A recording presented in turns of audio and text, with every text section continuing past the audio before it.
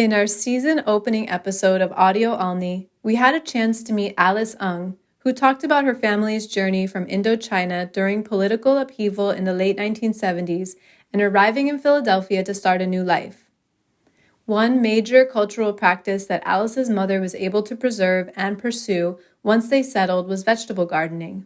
Since we were talking to Alice about growing food, we wondered what sort of dishes her mom made with their homegrown harvest. Starting with the taro plant. So this taro plant that she grew up with, it's just known for the stems. Other countries would also eat the leaf.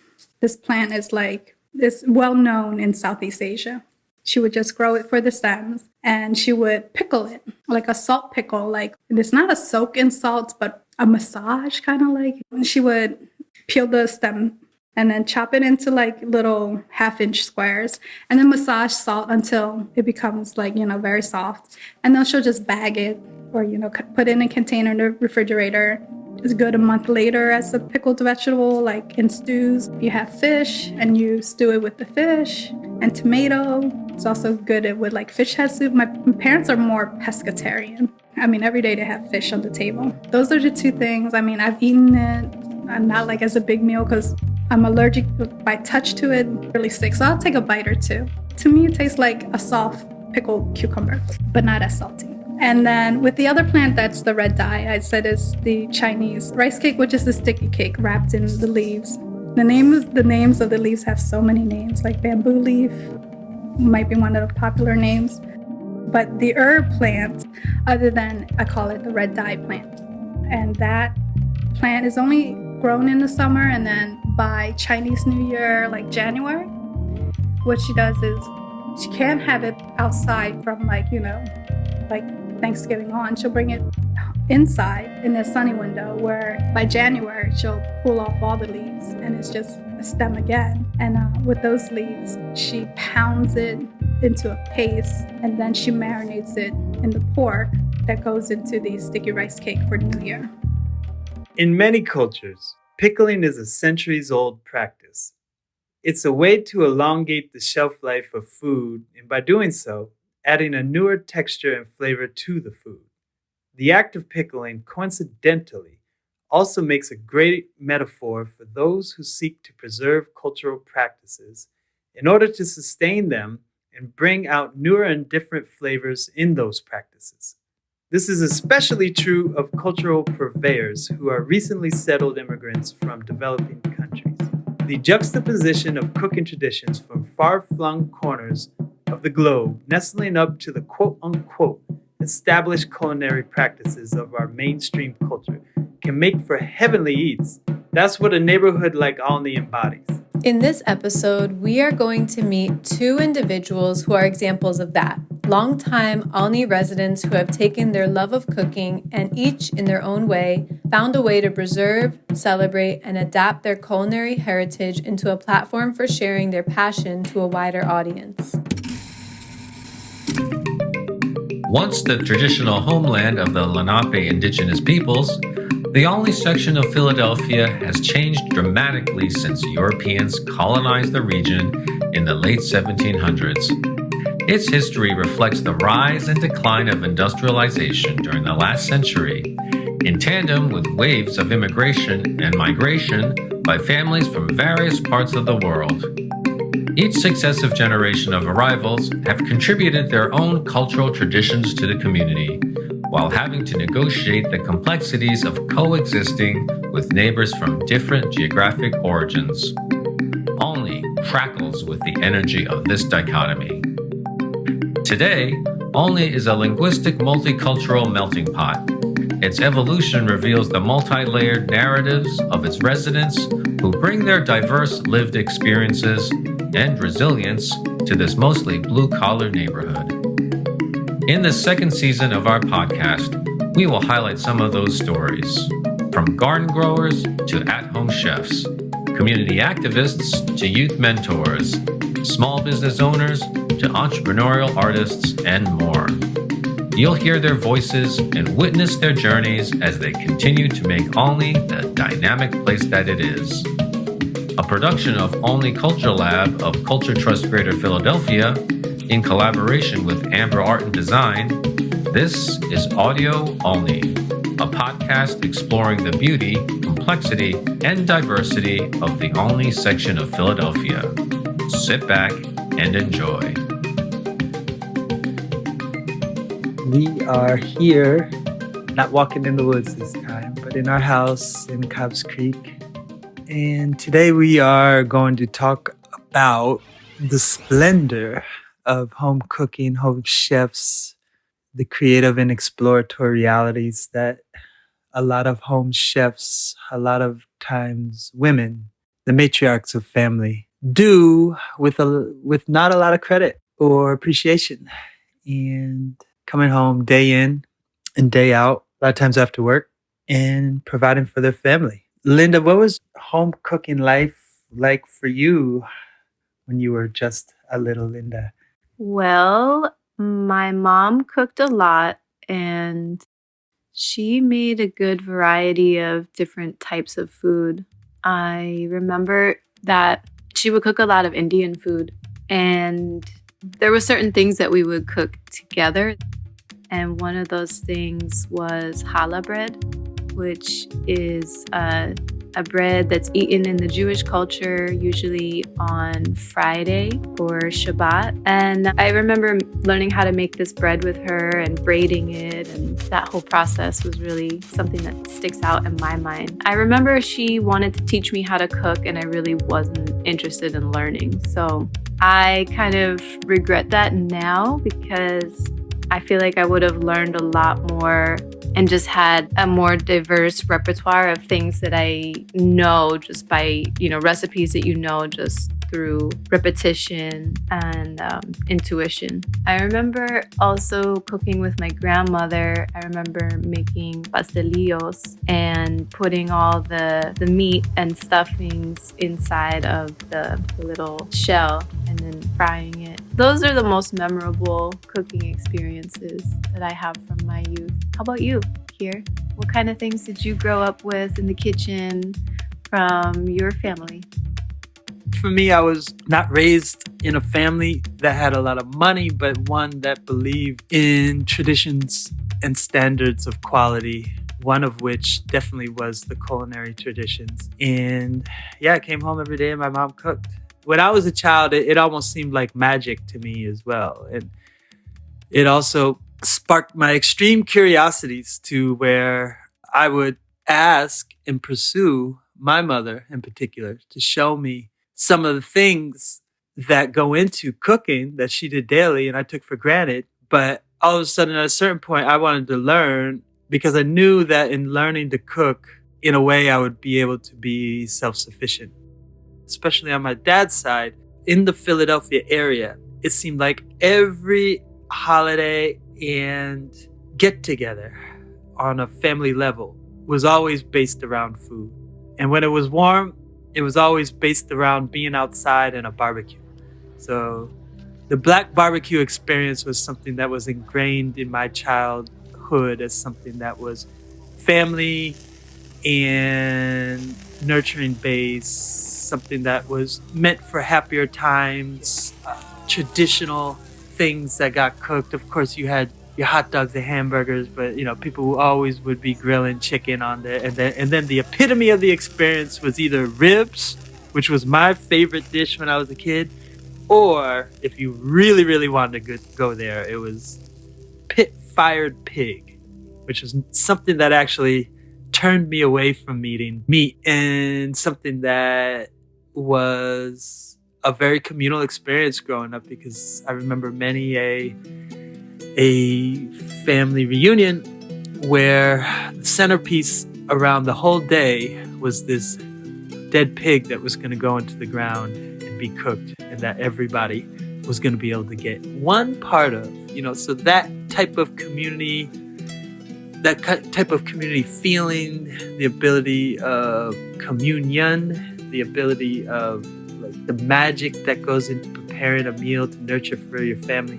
This was the influence that, when I was growing up, things that intrigued me about home cooking and ultimately what allowed me to pursue it myself, still taking advantage of the time that I had with my mother, so where she was able to really help me explore and to teach me some of her traditions. But then, there was a lot of self-exploration. And one final note, it's just amazing that when you get that truly home-cooked grandmother-style meal in a family environment, it could be not using the fanciest ingredients, but it ultimately tastes like it's made with love.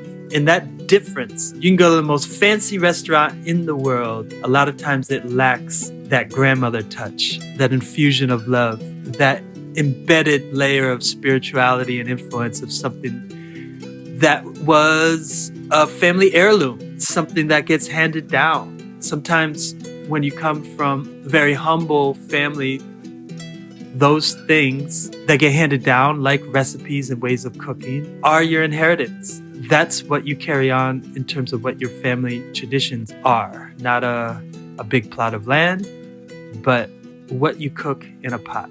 And it could have taken thousands and thousands of years to get to that moment. And what I'm just saying in a broad sense is appreciate those gifts and know that it comes with a very special line of historical lineage to get to you, and that there's power in those meals that you share and you create.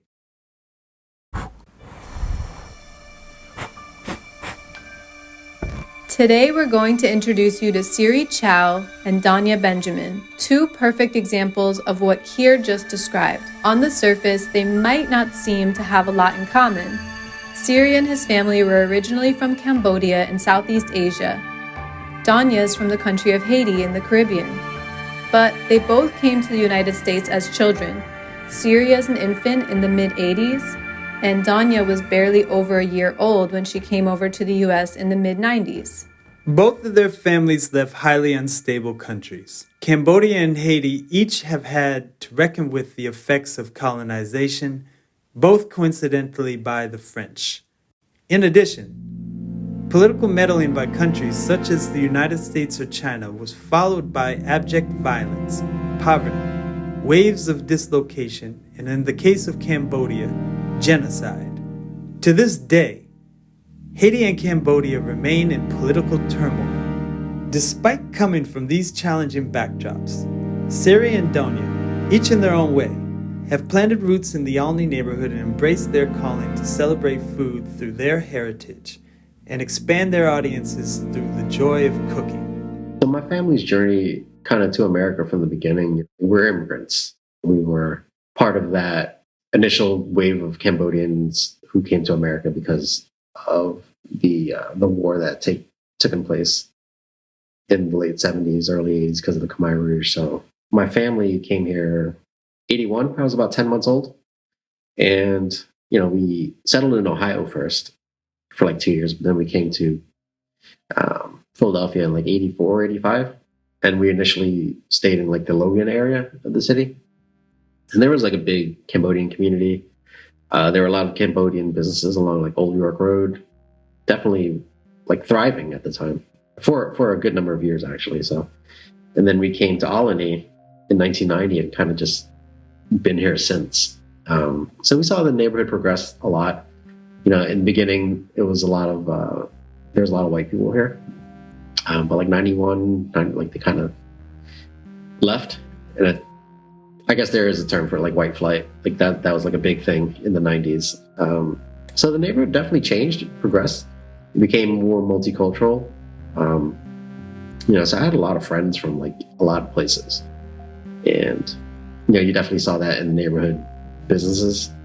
So we used to have like an Amish market here on Fifth Street that we would go to and get like rotisserie chicken and like barbecue ribs. And that was something I did with my brother. That was really fun. And Fifth Street was just like the corridor of business. Like in the 90s, it was just like, that's where you wanted to be. So as a teenager, I would go to like the free library, hang out there. Then we had like a comic book shop called Fat Jack's. That was a cool place to go. And then we get pizza at Vince's. And there was like a lot of good Korean businesses, like restaurants on Fifth Street too. So it's kind of like the place to be. So my family's like been in Olney ever since, and now I'm like, I guess, second generation now since I bought a home here. You know, I really enjoy the neighborhood. I know that I could have left, but you know, I just like being here. Like it's comforting. It's family.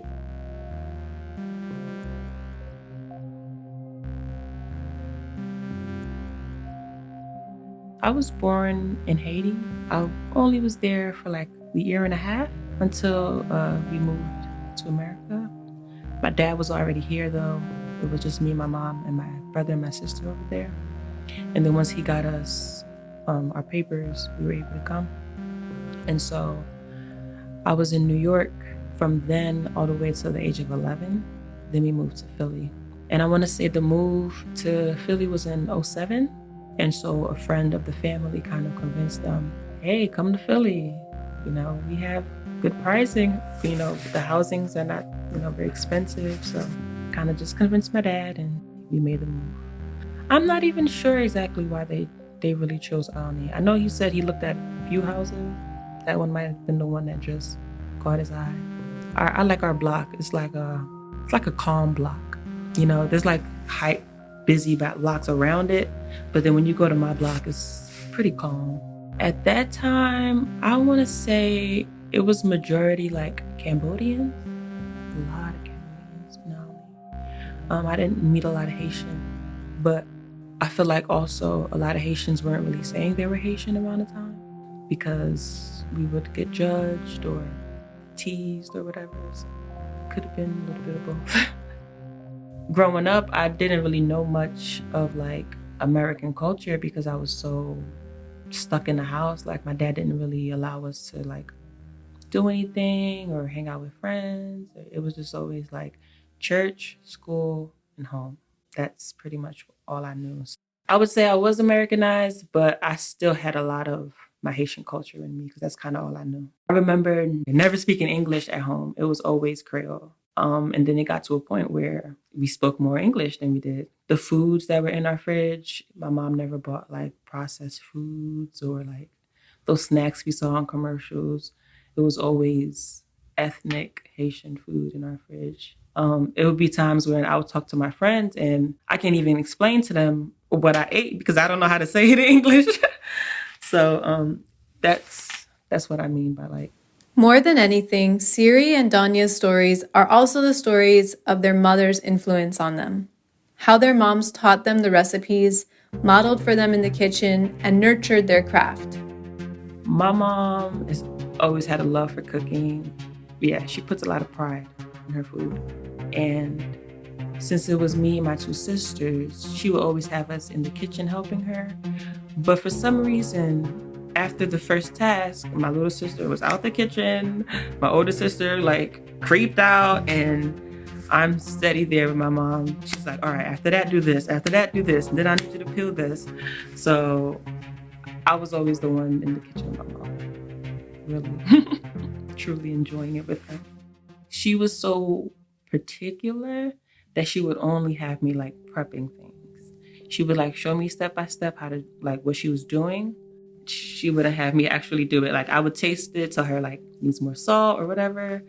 It wasn't until I got like older, maybe around, I think I was 13, when she literally was like, I want to watch you make the rice exactly the way I make it. And step by step, I did it. And she was like, perfect. After that, I felt so confident. I was like, I can make everything you make, Mom. Trust me.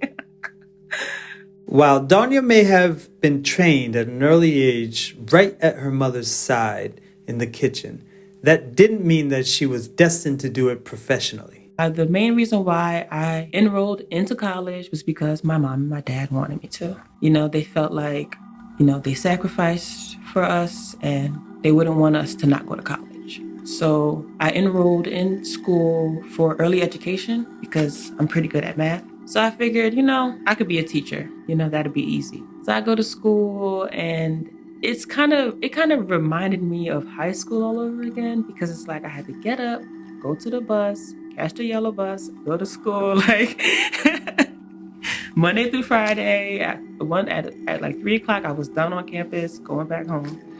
And for me, high school was a breeze. Like I didn't even try. and I got great grades. And so college wasn't the same. It wasn't the same at all. So unfortunately, my grades started to reflect that. And at one point, I had to just think about it like, Danya, you don't want to be leaving a bad mark anywhere you are. So think about what you really want to do. And mind you, like that whole entire week, I was looking online, Applebee's, trying to like remix their 3-cheese pasta. I was looking at different things and like remaking them, doing stuffed fish and this and that. And it clicked on me. I was like, Danya, you really enjoy creating delicious food. Look into it, see what you can do. I started going downtown to different culinary schools. They were out of my price range. I couldn't afford that. My mom didn't really want to, put her name on the papers or whatever. So it was like really on me. So I kept on doing research, kept on digging. I found Star Career Academy. Good price. I couldn't afford it. I was like, I'm going to enroll. I'm going to see what it is. And from the first day, I knew it was for me. To hear Siri explain his cooking origin story, he did an apprentice with his mom until he was an adult. And it wasn't some high, lofty calling where he wanted to preserve Cambodian culture with a capital C. It was something a little more prosaic. So my family's culture is super important, like the aspects that I still partake in is definitely cooking. That's something that kind of happened because of necessity. I ate Cambodian food all my life, and that's something I took for granted. Because my mom said that she's going to move back to Cambodia when I was like in my early 20s, and that kind of panicked because out of selfish reasons, like where am I going to get good Cambodian food now? And like at the time, I don't think there was many Cambodian restaurants, or if they were like in South Philly, and like I didn't want to drive that far to get it. But I asked her to help me make or teach me to make some of my favorite dishes, so that at least I'd have a few. So before she left, I learned how to make slom chukung, which is like a delicious kind of hot and sour Cambodian soup. I had her teach me kho sachu, which is caramelized pork belly, and to make like chak nam, which is like a stir-fried crab dish. So those are like 3 of my favorite dishes. She taught me how to make it. She did go to Cambodia for like 3 months, and then she came back because she said she missed us. So, but out of it, I began to appreciate the cooking, and I was somebody that couldn't even make rice at the time. So, like, I think it really helped me prepare for like life on my own as a single male. And I got better, and my curiosity grew, and I think I can make a decent amount of Cambodian dishes now, to the point where I have a YouTube channel where I make Cambodian food, and now I'm teaching workshops. Out of that one instance, like something grew out of it. So I'm really appreciative of that. Definitely cooking is one of the aspects I hold dear to Cambodian culture. So we'll get started on our jua. I took the liberty of shredding some papaya yesterday. Nice, decent strands here. And I also got some carrot. The first step in this is to put a little bit of salt on it, like about a tablespoon, to get them crisp when we add like our vinegar, our water, and our sugar. Hey, Lanika, would you mind passing me that strainer and bowl over there? Thank you to my trusty assistant or partner today. So, yeah, let's do that way, and then you'll put it in the sink. Okay. And then I'm gonna give you like kind of like a bunch of stuff. Here, why don't you take 2 cups or 2 handfuls? 2 handfuls. Yeah, 2 handfuls. And don't worry, we already washed our hands after playing with our cat. So, and then we'll do a handful of the carrot. Okay. We've got some kosher salt here. So Lanika's gonna just do a couple grinds on here. So yeah. We're looking at about a tablespoon. You're gonna kind of just massage the salt in, and we're gonna do this for about 4 to 5 minutes. You'll notice that the papaya and the carrot, they start to get more limber. Are you starting to see it yet or no? I feel it already. Yeah. So that's basically the salt working as an abrasive to help release the liquids. So yeah, this is something that my mom taught me. She doesn't have any written recipes. I don't think any Cambodian parents have anything written down. So you kind of just learn through trial and error, and like, she does a little bit of this, a little bit of that, and then like, it's like All right, what would you just do? That was a little snippet from one of Siri's YouTube episodes where he is demonstrating how to make a pickled papaya salad to pair with some grilled beef sticks. Siri refers to his mom all the time in his program since she's his inspiration. Siri also references some must-have ingredients in the Cambodian kitchen that any self-respecting Khmer chef has to have in their fridge. This special spice blend that goes on all things tasty such as grilled beef sticks. Must have Cambodian ingredients. You gotta have krung, which is kind of like the spice paste that goes into everything. Like it's a combination of lemongrass, galangal, turmeric, macrit lime, garlic. So you can put shallots in it if you want, and then like a little pinch of salt to help grind it down. So, but that's the thing that we put on beef sticks, which if you've never had is like delicious. Back in the day, like if you used to like go in Olney, like we would have soccer games at Olney Field, and there would be a lady selling beef sticks, chicken wings with pickles. And in the 90s, that was like the place to be. Like Olney Field would host like Cambodian soccer leagues. Yeah. It was just like, everybody would just be there. It was just like a whole event. And like, it was just something that we looked forward to so much. And that's really one of the things that I miss so much about my childhood is just like that community. So, and then we put that spice paste in like soups, stews, marinating meat. So it's like it does everything. So that's like the must-have Cambodian ingredient. And then broth, which is like fermented mudfish, which doesn't sound that appetizing. Doesn't smell that appetizing either, but if you incorporate it and mix it with other ingredients, it's amazing. Like you can't make Cambodian dishes without it. Similarly, in Haitian cuisine, there is also a cultural spice blend that every Haitian Creole chef must have within arm's reach when preparing dishes from the culture. The way we make red beans and rice is different. When I see the way they make it in America, it's like canned beans, bag of rice, but we take our time with it. So we like make sure we boil our beans. That takes a long time. And then we get fresh garlic cloves. It's like a little black, it's bitter. So we take that and we like mash it up. We make this thing called ipis that goes in almost every dish. It's a blend of herbs, seasoning, garlic, and it's delicious. We kind of pour it in everything. Once you taste it, season it to your liking. You have to wash your rice, add it. It's delicious. If you put the right amount of water, the rice is fluffy. If you don't put enough, the rice is kind of hard. So I just perfected it over the years.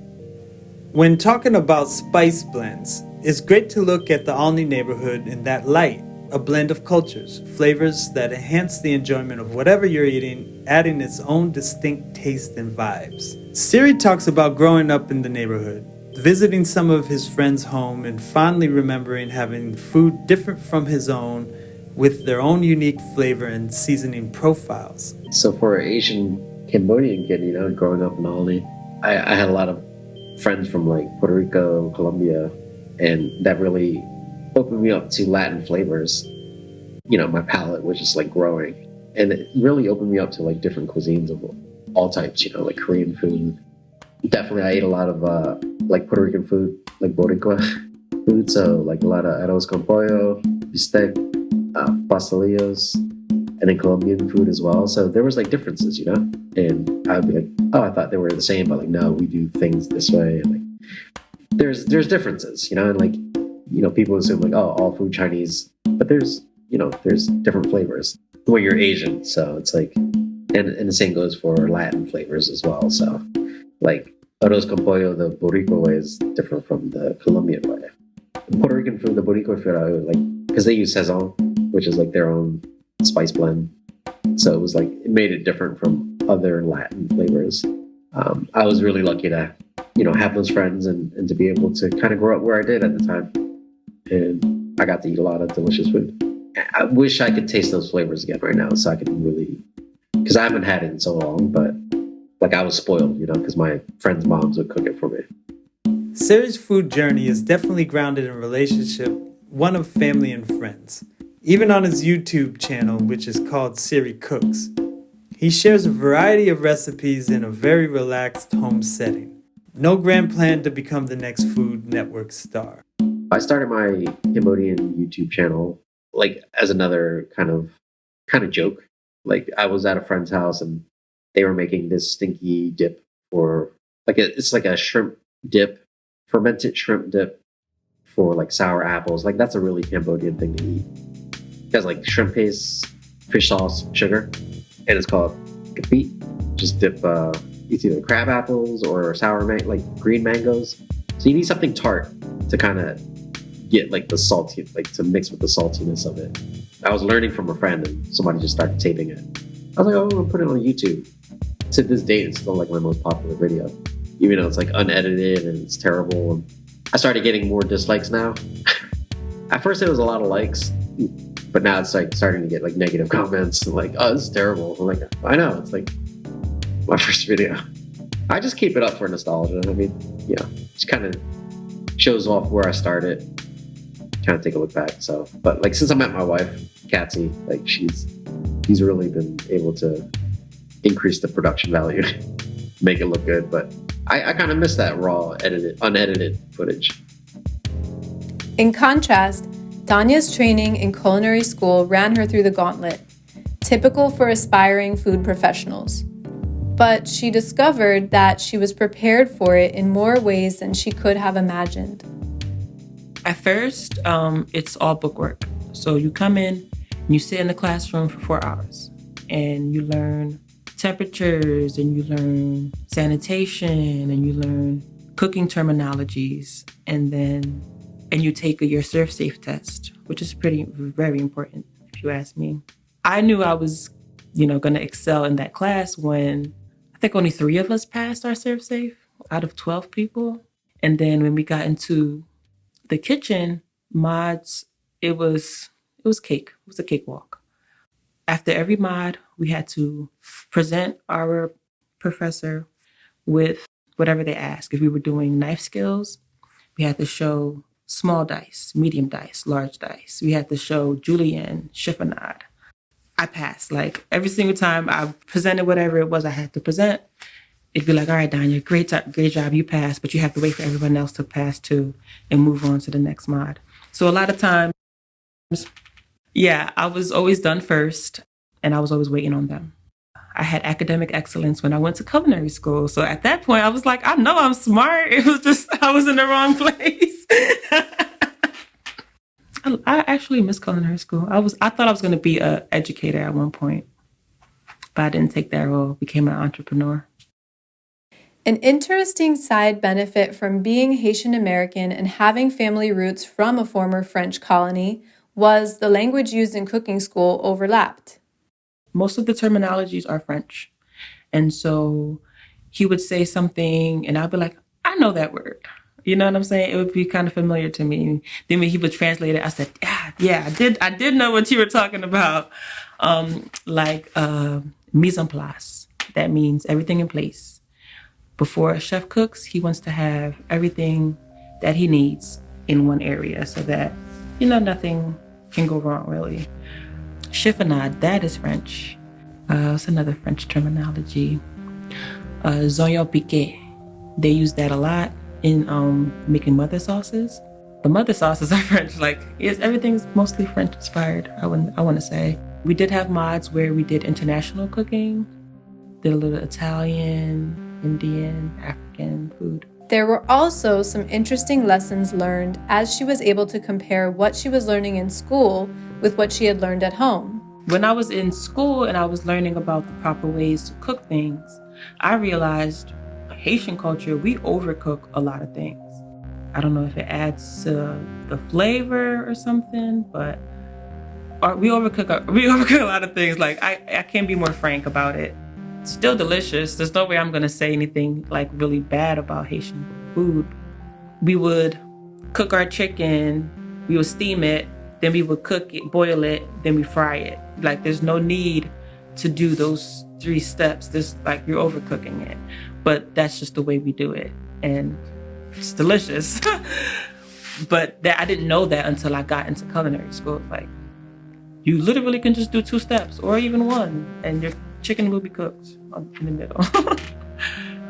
Danya has proven time and again at each level and situation that she thrives in the creative space of the kitchen, where her training, skills, and attention to detail now are deployed through sheer instinct. I want to say when I got my job at Philadelphia University, which is now called Jefferson University, when I got that job, I got a little more freedom, because my first job in the kitchen, it was just everything had to be the way they've been making it. So it was like they taught me one way, I had to make it that way, exactly the same amount every single time. But when I got to Philly U, it was this menu that like I never heard of. I had to get used to this food because I was in charge of cooking all the hot food. I would kind of go to my boss at first. I didn't really like going up to my boss all the time to ask him. So I'm somebody who likes to take initiative. So I would start researching. I'll be like, what is this? How do I make this? And I kind of knew from my internship that I was good at reading recipes. Whenever I would go off of a recipe, I would always kind of just add my own little spice to it and kind of make it my own. And they'd be like, Danya, how did you do this? Like, I'm not going to tell you. I'm not going to tell you. I remember one time on the menu, there was something called mustard soy sauce flank steak. Never heard of it. Looked it up. I didn't see anything. I was like, how do I make this mustard soy sauce flank steak? So what I did was I created this marinade. I took Dijon mustard, garlic, ginger, salt, pepper, and thyme. And then I marinated the steak, grilled it off on both sides. And then all of the drippings, I took that, which had mustard in it. Then I took some soy sauce, and then I made a gravy with it. And then once the steak was sliced down, poured the gravy on top, and finished it in the oven. And it was a hit. Like, that was everyone's favorite. They waited for that steak to come back on the menu every 4 weeks. Like, Danya, when are you making that steak again? I'm like, whenever it comes back around. So yeah, it's just all about knowing flavors, knowing what tastes good together. There's another French-derived word that describes Donya's mindset, and that is entrepreneur. I've always had like that hustle mentality. In high school, I would braid hair for extra money.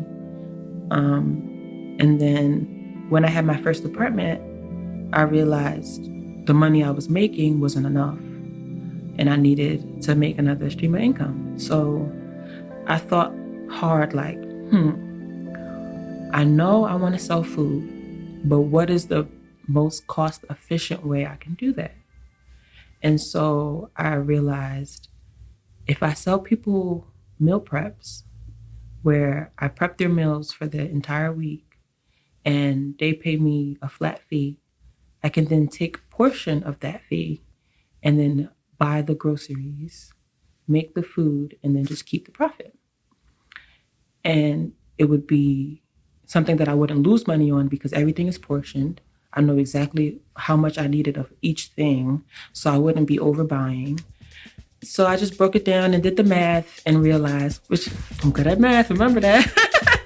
I broke it down, did the math and realized that would be the best thing for me.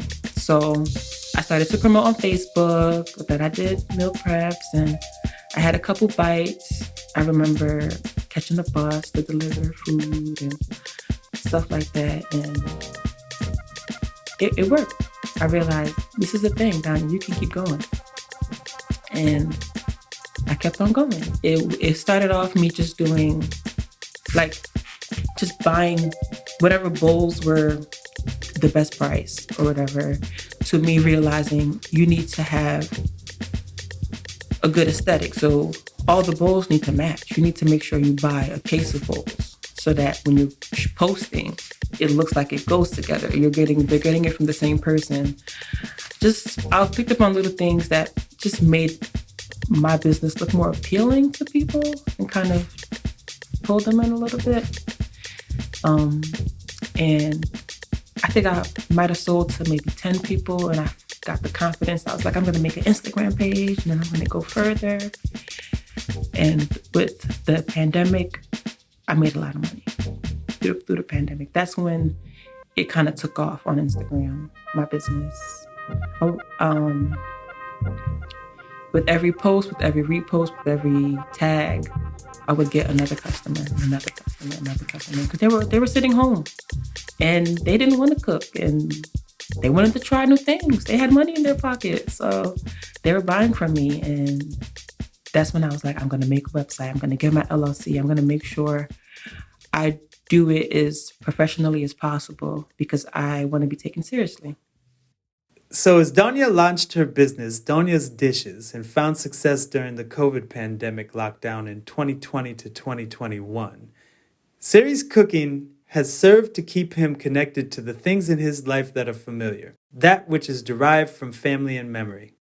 If I close my eyes and I think of Olney Field in the 90s, like the smell of beef sticks, like instantly you see the soccer games, you see kids riding around on bikes, chasing each other, adults drinking beer like near the trees, away from the kids, like you just kind of, like food just brings back everything. And being outside, I think, amplifies it, because the smell of smoke from the barbecue grills, it just kind of, they say like certain smells kind of just bring back memories. And that's kind of what happens when you're outside, I think. The cooking is really what I enjoy the most and like what keeps me connected. Because of the Khmer Rouge, like they really look to kind of wipe out all culture. And it's like, when you think about it, it's like, wow, like imagine if cooking hadn't survived, like what would we have? It's really a shame. Siri embodies the will to remember, and it demonstrates how powerful and important cultural practice is. His family came from a country where during the late 1970s, 25% of the population were murdered by the Khmer Rouge, the Communist Party regime that dominated life in Cambodia for most of the last half of the 20th century. Those who were deemed professionals, intellectuals, artists, and others were targeted and killed. Siri's mom carried her culture to the United States, not in any tangible cookbook, but the cookbook that existed in her body, mind, and heart. And when Siri was ready, she was able to transfer it to her son. Same could be said for Donya and her mom. My mom, she started off very skeptical because in my culture, parents feel like if you're not a lawyer or a doctor or an engineer, it's one of those things. It's like, are you going to be successful? Are you going to be able to make money? But my mom has seen it. Like she's seen like me have $0 and then go out to the store and make platters and come back and now I have $300. And she's like, I'm proud of you. Like, I know you will be able to take care of yourself. And I raised a very capable daughter. We were able to get Donya's mom, Cecile, to lovingly pay tribute to her daughter as she sat beside her and listened. We could not help but be moved. I'm learning to cook home because I'm Haitian. My mother showed me to cook. Since I'm a little girl, I'm always loved to cook. That's why I'm a good cook. When I cook something, all my kids love it because they always say, everything you make, it tastes good. But when I got three daughters, but when they're little girl, I show them to cook. But Danya is a big worker because she loves to cook. That's why when she grow up, she learned to just ask to cook. Because when you show people and the little kids, whoever more put energy and attention, now you more believe on them. That's why when she's coming go up, she still cook. Now she got more than me because she cook American food, she cook another country food, me I cook Asian food. Now she more good than me. She's more good than me because I really cannot cook American food. I cook my culture food. But she did it. She did Asian, she did American. She just a big cooker. She's a big worker. Yes, I love it. Yeah. I'm not imagining that because she just changed her mind. When she the little girl, she loved to cook. She loved to cook. But when she's school, she tell me, "Mommy, I'm going to do a chiche." After that, she just changed her mind. She coming back to cook, and she's a perfect cooker. Yes. Yes, because I got good gym for her. I love to her coming successful, whatever what she touch, for God blessing her, to come in whatever she want to be. Because, that country offer you the opportunity to come in whatever you want. But you have to make up your mind and do what you have to do and believe on God and keep doing it. And God with you, you can successful. A capable daughter in Danya. A capable son in Siri. And 2 proud Olney mamas. Siri's cooking program on YouTube can be found by searching for Siri, S-E-R-I, cooks. Danya's dishes can be found at donyasdishes.com. That's DONIAS dishes.com. Join us for our next episode as we meet 2 longtime community activists who have taken on the powers that be in the larger systems governing city life and in turn defined what it means to be true allies in the fight for social justice. We'll see you then. Audio Olney is a production of Olney Culture Lab of Culture Trust Greater Philadelphia in collaboration with Amber Art and Design. Narration and deep thoughts were provided by Linda Fernandez and Keir Johnston. Sound design and engineering by June Lopez. Research and script writing by Ambrose Liu. And additional support for this episode provided by Verissa McMickens-Blair. Funding for Audio Olney is provided by Independence Public Media Foundation with additional support from William Penn Foundation and PICO.